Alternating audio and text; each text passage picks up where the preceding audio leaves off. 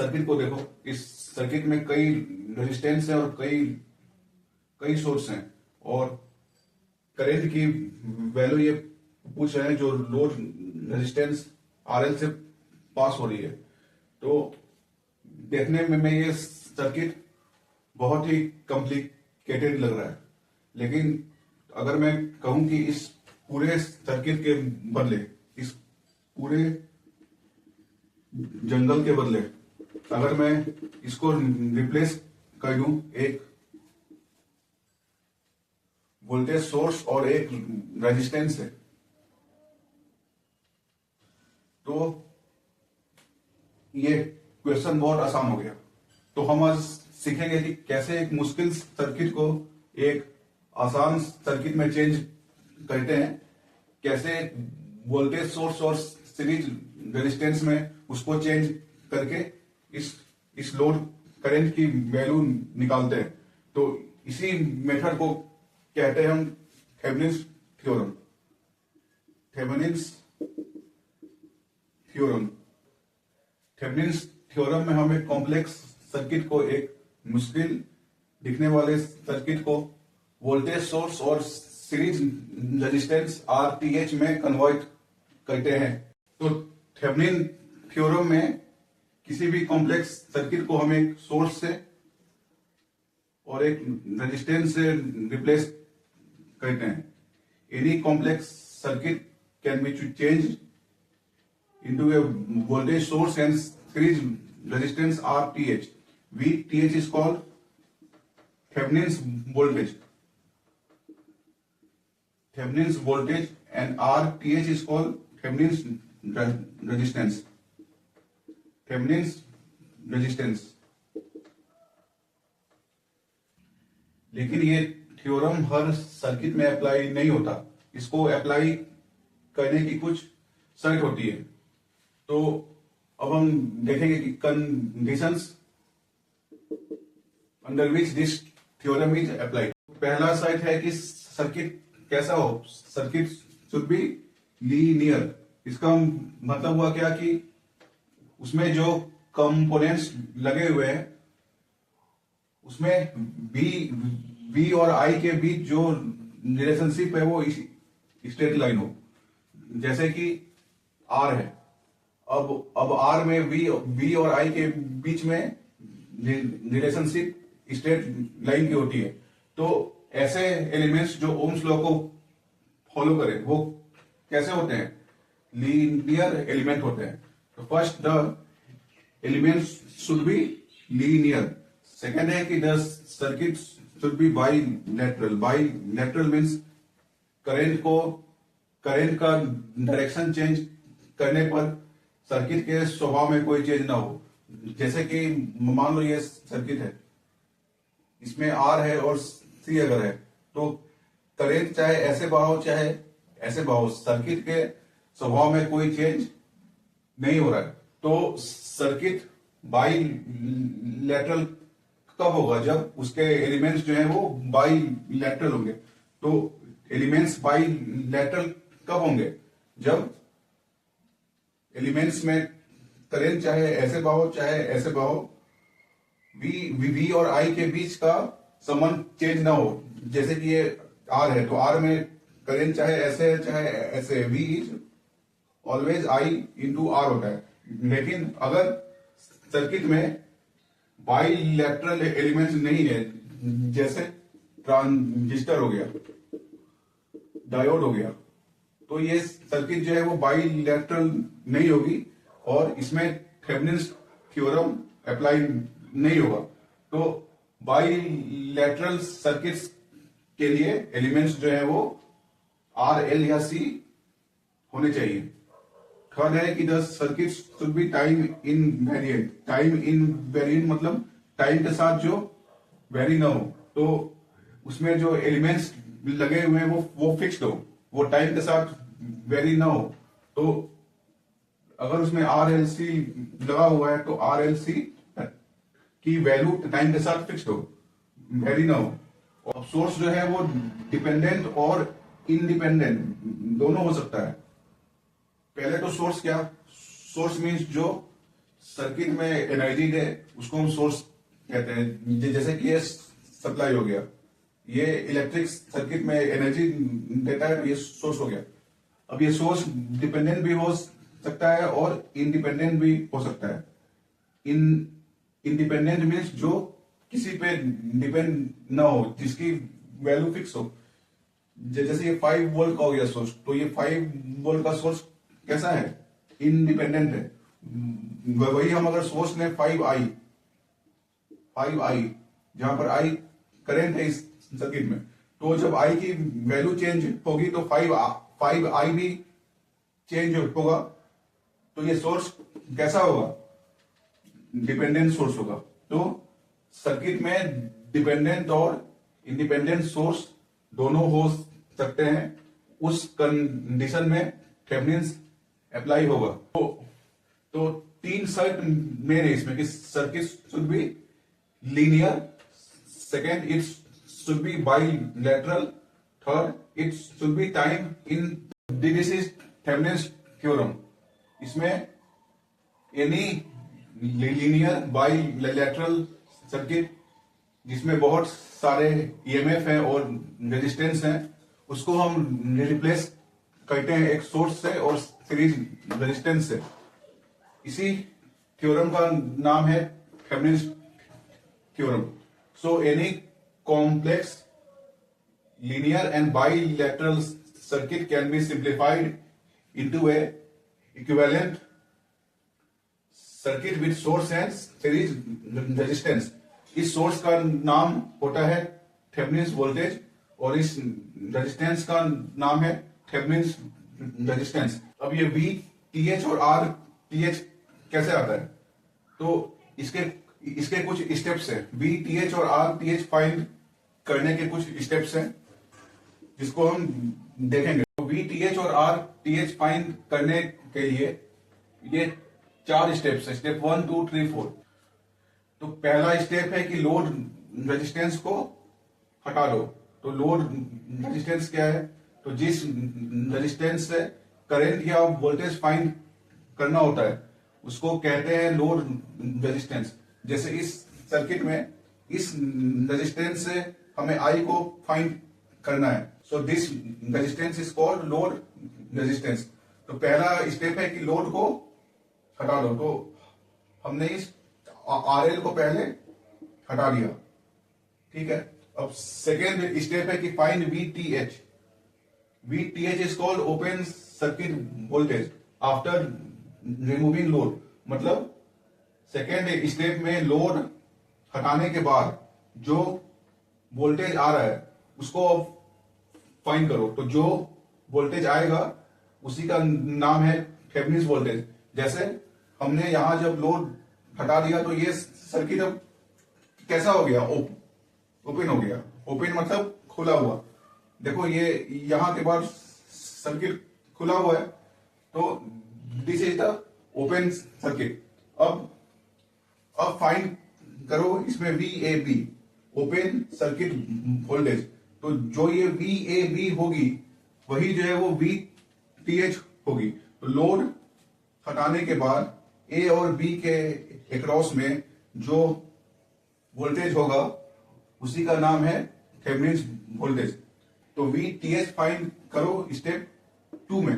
तो एक चीज ध्यान दो कि लोड हटाने के बाद पहले इस ब्रांच में करंट आ रहा था, अब ये सर्किट खुल गया है तो इस ब्रांच में अब कोई करंट नहीं होगा। तो इस बात का ध्यान रखना। तीसरा स्टेप है कि फाइंड आर टी एच। अब तीसरे स्टेप में हमें आर टी एच फाइंड करना है। तो आर टी एच फाइंड करने से पहले हमें एक काम करना होता है कि सारे सोर्सेज को सर्किट से डिसकनेक्ट कर दो, मतलब हटा दो। तो सोर्स भी 2 टाइप के होते हैं। एक होता है वोल्टेज सोर्स और एक होता है करंट सोर्स। करंट सोर्स का सिंबल ऐसा होता है और वोल्टेज सोर्स का ऐसा होता है। तो सोर्स मीन्स जो सर्किट को एनर्जी दे उसको हम सोर्स कहते हैं। तो सोर्स भी 2 टाइप के होते हैं, एक वोल्टेज और एक करेंट। वोल्टेज सोर्स मीन्स क्या, जो सर्किट में कांस्टेंट सप्लाई है उसको कहते हैं वोल्टेज सोर्स, और जो सर्किट में कांस्टेंट करंट है उसको कहते हैं करंट सोर्स।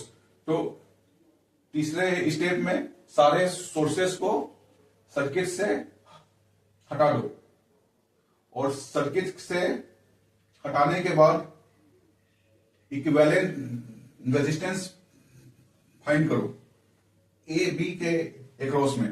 तो जो इक्विवेलेंट रेजिस्टेंस आएगी वही आर टी एच होगी। एग्जाम्पल देखो, पहले यहां पे लोड था, यहां पे लोड था, तो इस सर्किट में करंट सोर्स है और इस सर्किट में वोल्टेज सोर्स है। तो पहला स्टेप था आरएल को हटा दो, तो यहां पर आरएल था, हमने उसको पहले हटा दिया, यहां से आरएल को हटा दिया। सेकेंड स्टेप है कि फाइंड वी टी एच। तो V T H is V A B, V A B is called V T H, open circuit voltage. तो वी ए बी जो है वो सेकेंड स्टेप में हमने फाइंड किया। थर्ड स्टेप में फाइंड आर टी एच। तो आर टी एच फाइंड करने से पहले जितने सोर्स हैं उसको डिस्कनेक्ट करो। अगर करंट सोर्स है तो उसको ओपन करो, और वोल्टेज सोर्स है तो उसको शॉर्ट करो। अब ओपन और शॉर्ट मीन्स क्या, तो ओपन मीन्स उसको खोल दो, करंट सोर्स जो है उसको खोल दो। खोलना मीन्स क्या, सर्किट ये ब्रेक हो गया, तो ये सर्किट अब ऐसे हो गया। करंट सोर्स जिस ब्रांच में है उसको हमने ओपन किया, तो अब क्या इस रेजिस्टेंस का कुछ महत्व हुआ? क्या इस ब्रांच में अब कोई करंट जाएगा? नहीं जाएगा। तो ये रेजिस्टेंस का कोई महत्व नहीं है। तो ये सर्किट अब कुछ ऐसा हो गया, ए और बी। अब फाइंड करो R T H. R T H means R equivalent through A B. तो आर ए बी अब कितना हुआ, R1 और R2 सीरीज में है, तो ये हो गया R1 plus R2। So this is are T H. अब इस सर्किट में हम अगर देखें तो सोर्स कैसा है, वोल्टेज है, तो वोल्टेज सोर्स को हमें शॉर्ट है करना। शॉर्ट मीन्स ऐसा पार्ट जिसमें कोई रेजिस्टेंस ना हो। तो जहां भी वोल्टेज सोर्स दिखे उसको शॉर्ट कर दो ऐसे। तो शॉर्ट मीन्स अब यहां से अगर करंट अगर आएगी तो अब इस करंट के पास दो है पाथ, एक तो यहां सप्लाई से जाए या यहां से जाए। तो शॉर्ट मीन्स इस पाथ का कोई रेजिस्टेंस नहीं है, करंट अब सप्लाई से न जाके यहां से जाएगी।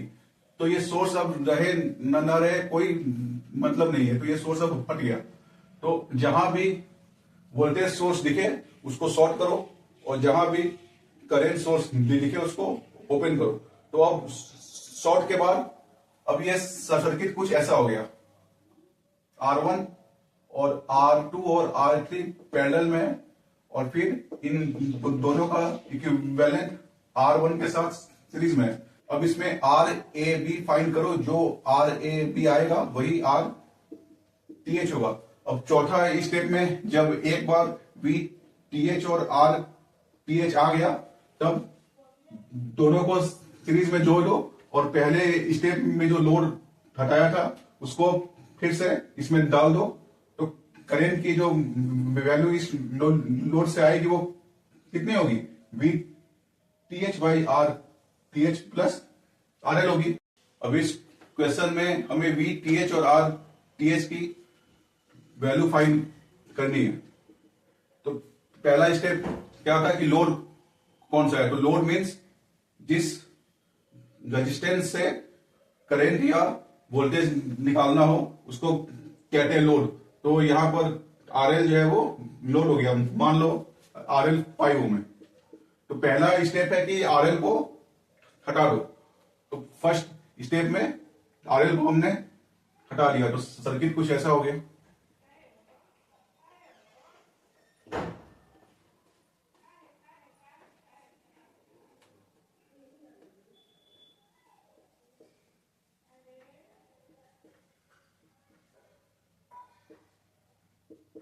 10 वोल्ट। अब सेकेंड स्टेप में find the open circuit voltage. V A B की वैल्यू जो होगी वही वी टी एच होगी। तो वी ए बी की वैल्यू कैसे आएगी? देखो इस सर्किट में सोर्स से करंट मान लो आई आया, तो ये आई करंट यहां पे आ रहा है। अब यहां पर आकर इस करंट के पास दो पार्ट है, एक पार्ट है इधर, एक पार्ट है इधर। तो क्या करंट इस पार्ट में जाएगा? क्या करंट इस पार्ट में जाएगा? नहीं, क्योंकि ये पार्ट आगे खुली हुई है, तो करंट इस पार्ट में नहीं जाएगा। तो जो करंट सोर्स से आ रहा है वो सारा इसमें आ गया, फिर यहां के बाद यहां ये घूम गया, तो करंट आई यहां पर आया, फिर यहां पर आया। तो जो करंट आई यहां पे आ रहा है वही यहां पे आ रहा है। तो करंट अगर सेम हो तो ये और ये सीरीज में होते हैं, और 2 ओम का यहां पर कोई महत्व नहीं है, क्योंकि इस ब्रांच में कोई करंट नहीं है। तो ये हो या ना हो, इस सर्किट पे कोई फर्क पड़ा नहीं पड़ा। तो इस सर्किट में करंट आई की वैल्यू हुई 10/1 + 1 2। ये हो गई 5 एम्पियर की करंट इस सर्किट में हो गई। तो इसमें भी करंट 5 की होगी। तो जब 5 की करंट है तो सी और डी वी सी डी कितना होगा? पोटेंशियल वोल्टेज अक्रॉस 1 ओम कितना होगा? आई इंटू आर होगा बाई ओम्स लॉ। तो 5 इंटू 1 वोल्ट हो गया ये, तो ये हो गया 5 वोल्ट। तो आप देखो कि 2 ओम में कोई करंट नहीं है। 2 ओम में कोई करंट अगर नहीं है तो 2 ओम के अक्रॉस क्या कोई पोटेंशियल ड्रॉप होगा? नहीं होगा। अब आप देखो कि सी और ए का पोटेंशियल सेम है और डी और बी का पोटेंशियल सेम है। क्यों? क्योंकि यहां पर डी और बी कनेक्टेड है, तो जो यहां पर पोटेंशियल है वही यहां पर है, और जो यहां पर है वही यहां पर है। क्योंकि 2 ओम में कोई करंट नहीं है। करंट अगर होता तब 2 ओम में पोटेंशियल आई इंटू आर का ड्रॉप होता, लेकिन क्योंकि 2 ओम से कोई करंट नहीं है, तो जो सी की पोटेंशियल होगी वही ए की होगी। तो वी सी डी जो है इसको हम लिख सकते हैं वी ए बी। सी की पोटेंशियल ए की होगी और डी की पोटेंशियल बी की होगी। तो वी ए बी यहां से आ गया 5 वोल्ट, मतलब यहां अगर 5 है तो यहां भी 5 हुआ। तो ओपन सर्किट वोल्टेज आ गया VOC आ गया 5 वोल्ट। तो हमारा VTH की वैल्यू आ गई 5 वोल्ट की आ गई। अब थर्ड स्टेप है फाइंड RTH। तो RTH फाइंड करने से पहले सोर्स को सर्किट से हटा दो।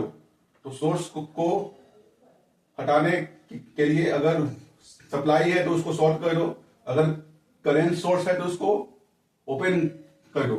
तो यहां पे सोर्स कैसा है? वोल्टेज है, तो इसको हमने शॉर्ट किया। तो शॉर्ट किया तो ये 10 वोल्ट अब हट गया यहां से। तो ये सर्किट अब कुछ ऐसा हो गया, देखो यहां हो गया बी, यहां हो गया ए, यहां हो गया 2 ओम, यहां हो गया 1 ओम, यहां पर हो गया 1 ओम, और फिर यहां के बाद ये ऐसे है, शॉर्ट है। शॉर्ट मतलब ये और ये कनेक्टेड है और यहां से अब सप्लाई हट गया। तो देख रहे हो कि 1 और 1 पैरेलल में है। तो RTH कैसे आएगा? तो RTH इज RAB। लोड को हटाने के बाद जो रेजिस्टेंस होगा वही RTH होता है। तो यहां से हम अगर इस सर्किट को देखें तो RAB कैसे आएगा? ये और ये पैरेलल में, तो इसका इक्विवेलेंट हो गया हाफ। तो इसको हम अगर लिखें तो ये हो गया हाफ, फिर ये हाफ ओम और 2 ओम सीरीज में, ये हो गया ए, ये हो गया बी, तो ये हो गया 2 ओम। तो RAB की वैल्यू आई 2 + हाफ, तो 2 + हाफ ओम, तो ये आ गया 5/2 ओम। तो आर टी एच की वैल्यू हुई 5/2 ओम। अब हम अगर थेवेनिन्स इक्विवेलेंस सर्किट अगर ड्रॉ अगर करें तो वी टी एच की वैल्यू है 5 वोल्ट, तो यहां पे आएगा 5 वोल्ट। आर टी एच की वैल्यू है 5/2 ओम, और ये लिखने के बाद जो लोड हमने हटाया था उसको अब फिर से हमने डाल दिया, तो लोड की वैल्यू थी 5 ओम। तो सर्किट में करंट आई कितना होगा? 5/5/2 प्लस 5 एम्पियर। तो एग्जाम में वी टी एच भी फाइंड करने आ सकता है, आर टी एच भी फाइंड करने आ सकता है, आई की वैल्यू भी फाइंड करने आ सकती है। तो 4 मार्क्स में कुछ भी आ सकता है। तो सब मेथड आप समझ लो कि वी टी एच को कैसे फाइंड करेंगे, आर टी एच को कैसे फाइंड करेंगे, और फिर वी टी एच और आर टी एच मिलने के बाद करंट आई सर्किट में कैसे फाइंड करेंगे।